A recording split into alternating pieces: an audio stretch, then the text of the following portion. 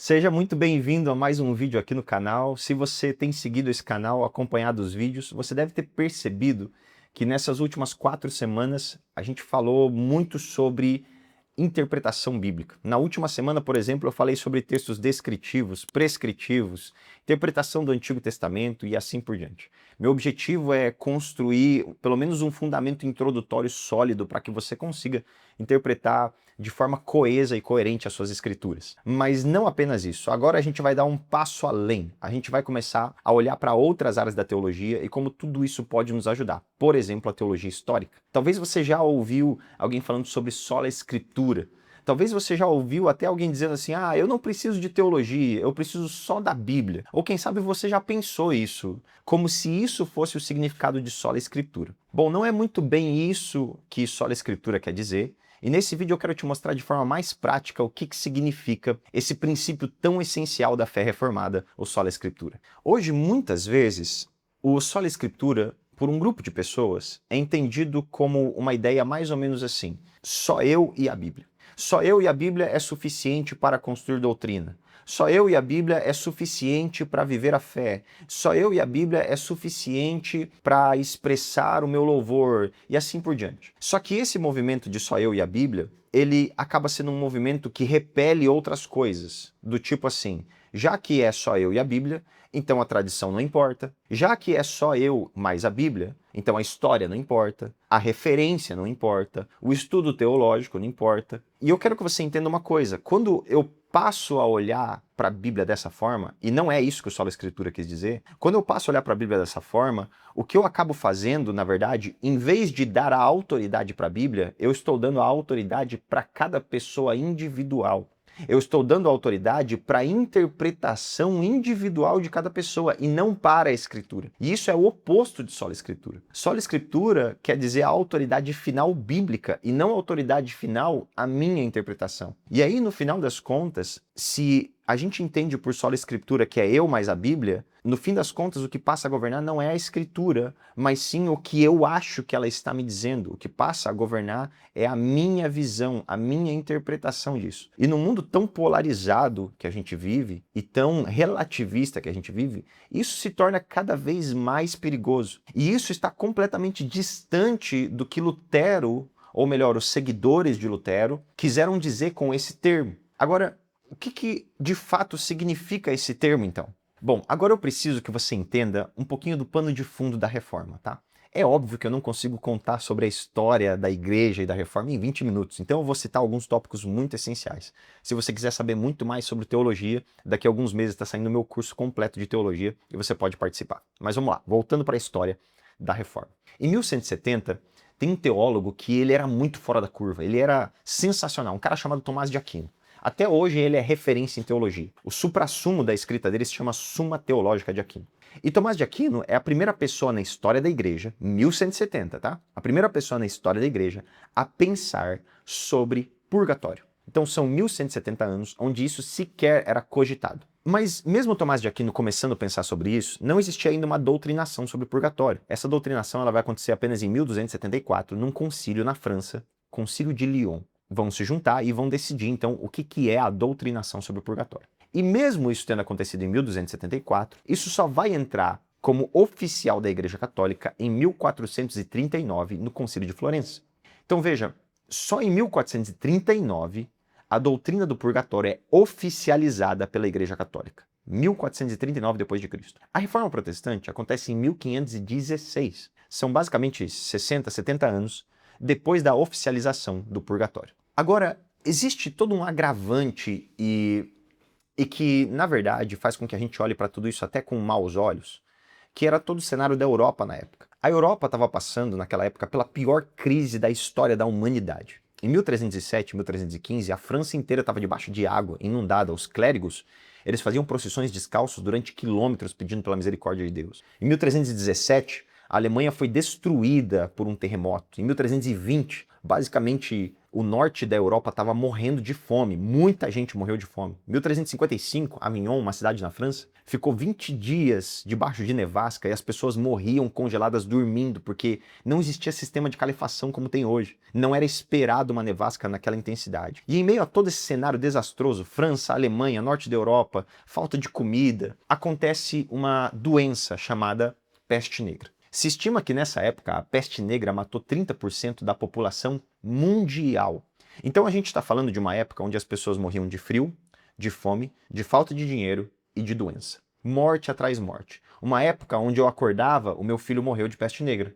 Dormia, acordava no outro dia, a minha esposa morreu de fome. Dormia, acordava na outra semana, o meu tio morreu por causa de frio e assim por diante.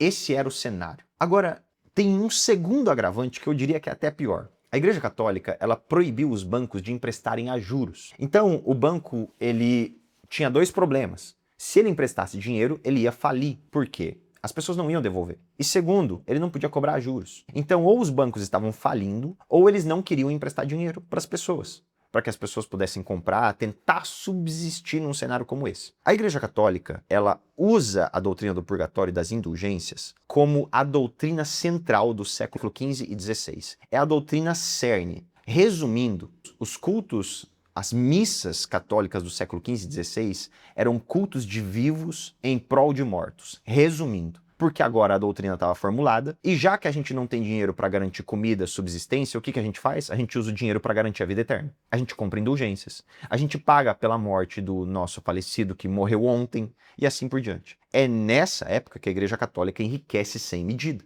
O que acontece? Essas decisões, principalmente essas com relação à indulgência, com relação à temática da salvação, elas não vieram de interpretação bíblica, mas elas vieram de concílios. Porque dentro da Igreja Católica, a autoridade de um concílio, a autoridade da tradição, ela tem o mesmo poder que a autoridade das Escrituras. Às vezes, tendo até um pouco mais.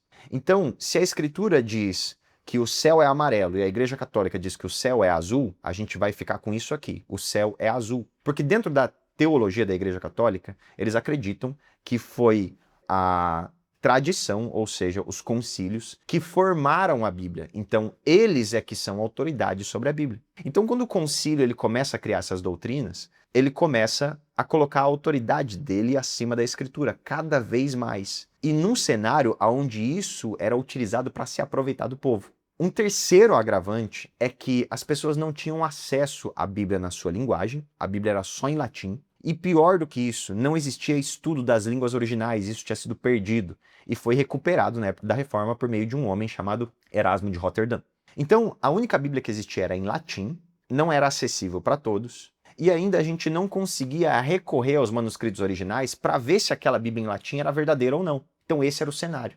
E os leigos, eles, por exemplo, as pessoas que não faziam parte da liderança da Igreja Católica, eles não tomavam ceia, eles ouviam a missa em latim, mesmo eles não sendo de fala latim. Eles basicamente participavam de uma missa que girava em torno de pregações que faziam com que eles se sentissem obrigados a comprar a salvação dos entes queridos em uma época de completa instabilidade. É nesse cenário que vai acontecer a Reforma Protestante.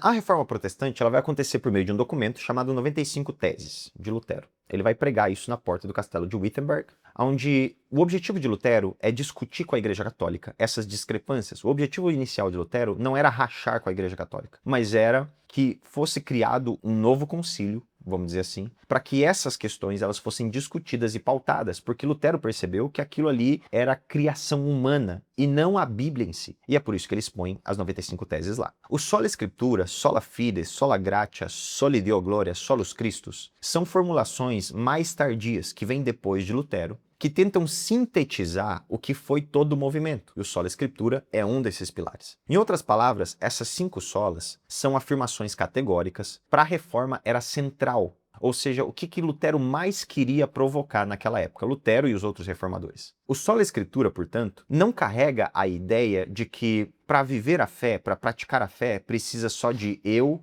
e a Escritura. A ideia do Sola Escritura é que a Escritura é a autoridade final. Então o que Lutero está fazendo? Se a gente tem aqui a Igreja Católica, aqui a Escritura, os concílios começaram a tomar decisões, então subindo como se eles fossem uma autoridade maior do que a Bíblia. O que Lutero está dizendo é que não. Se o que esse concílio está criando não corresponde à Bíblia, então ele está errado. E o que é a autoridade é a Bíblia. A ideia de sola escritura não é eu mais a escritura, mas é a escritura é a autoridade final. Se o que o concílio disse é contrário à escritura, então eu recuso o que o concílio disse e eu me firmo na escritura. Isso não significa uma experiência individual e exclusiva com a escritura, despejando a tradição, despejando o ensino da igreja, despejando a comunidade cristã. Não. Isso significa, o sola escritura significa apenas que a escritura é a autoridade final. Isso também não significa que a escritura é a única autoridade. Significa que ela é a autoridade final. Mas a gente tem outras autoridades. Por exemplo, a própria tradição protestante é uma autoridade. O ensino da igreja é uma autoridade. A comunidade cristã com os seus fiéis é uma autoridade. Mas essas autoridades, elas estão debaixo da autoridade suprema, debaixo da escritura como autoridade final. É isso que Lutero quis dizer quando ele fala sobre sola escritura. Não significa que eu não devo estudar teologia. Não significa que eu não devo conhecer a história da igreja. Não significa que eu devo recusar a tradição cristã. Muito pelo contrário. Essas coisas, elas criam pra gente uma espécie de um cerco de segurança. Por quê? Porque é óbvio que a tradição, o ensino, a comunidade, elas têm sido sustentadas pelo que está sendo extraído da própria Bíblia no decorrer do tempo. Então a Bíblia ela continua sendo a autoridade suprema no sola escritura. Mas essas outras autoridades derivadas, elas acabam criando um cerco que nos ajuda a ficar mais seguros. Então sola escritura não significa recusar essas coisas. Significa que essas coisas não são maiores do que a escritura, mas são derivadas da escritura. Tá bom, Gabriel? Agora fala na prática, porque é muita teoria. O que isso significa na prática? Na prática é bem simples. O sola escritura na prática significa duas coisas. Primeiro, que a gente vai evitar um tradicionalismo cego. Quando eu digo que a escritura é regra de autoridade máxima, eu estou dizendo que o tradicionalismo não é. É isso que a sola escritura quer dizer. Tradicionalismo está embaixo. Tradição está embaixo. Tradição é importante? Sim. Tradição pode fazer bem? Pode. Toda tradição é boa? Não necessariamente. Agora, toda tradição, independente de como, onde, por que ela veio ou existe, ela está debaixo da escritura. Então esse é o primeiro ponto. Eu evito um tradicionalismo cego. Segundo ponto. Se sola escritura significa que ela é a autoridade máxima, eu evito uma interpretação pessoal e um individualismo espiritual. Porque o individualismo espiritual é a minha interpretação acima da escritura. E quando eu coloco ela sobre mim, então não é a minha interpretação. Quando eu vou interpretar um texto, por exemplo, a gente precisa recorrer ao que anos de história da igreja pensaram sobre aquele texto. Como foi interpretado durante vários anos e ver aonde acertaram, onde erraram e assim por diante. Então evito um individualismo espiritual, porque a sola escritura continua estando acima de tudo isso. Em outras palavras, o sola escritura e uma fé madura não rejeitam a história, não colocam a tradição jogando para fora, mas, por outro lado, também não se colocam superiores à escritura. Estão debaixo da escritura, considerando a história. Uma boa forma de ver isso é você pensar que no decorrer da história da igreja foram escritos alguns documentos que são chamados de credos, tá? Esses credos são documentos do que várias pessoas, várias pessoas no decorrer da história da igreja olharam para a Bíblia e falaram: isso aqui é central, inegociável, indiscutível. Credo apostólico, credo niceno, credo de Atanásio, enfim. São credos que dizem assim: isso aqui é inegociável e central para a Bíblia. E isso é tradição. E eles nos ajudam, por exemplo, a não errar na nossa interpretação bíblica. Mas se um dia nós olharmos para esses credos e vermos que eles têm erros comparado com a Bíblia, a gente tem que corrigi-los, porque eles estão abaixo da Escritura. Então o sola escritura, ele faz com que eu não seja um tradicional cego, mas com que eu também não tenha um individualismo espiritual. Para que eu olhe para a história, para que eu olhe para a Escritura e para que eu entenda que a doutrina, na verdade, e até o Van Hooser tem um livro chamado O Drama da Doutrina, é um teatro da humanidade agora diante do plano de Deus, tentando viver fielmente aquilo que Deus propõe que a gente viva, com igrejas saudáveis que estão submetidas à autoridade das Escrituras, aonde todos juntos nós estamos tentando viver para a glória de Deus. Mas que quando alguém disser algo que é contrário às Escrituras, só porque ele tem poder, nós devemos descartar imediatamente aquilo que foi dito. O sola escritura, portanto, ele não nos isola do mundo. Na verdade, ele nos ancora na palavra de Deus como a nossa autoridade suprema. E nos coloca na comunhão da história da igreja, observando aquilo que é útil e que fez bem e descartando aquilo que é contrário à palavra de Deus. No próximo vídeo, a gente vai ver um pouco sobre como os próprios reformadores liam a Bíblia na prática. Porque você vai perceber que o sola escritura não foi só um conceito criado, mas tem a ver com o que eles faziam. Os reformadores, eles tinham a tendência de examinar versículo por versículo nas suas pregações e expor um a um numa época onde a Igreja Católica só pregava sobre purgatório, sobre morte, sobre indulgências, sobre como escapar de um cenário desastroso do futuro. Te espero no próximo vídeo. Se você não segue ainda no Instagram, me segue aí e deixe seu comentário aqui embaixo sobre o que você achou desse vídeo. Deus te abençoe.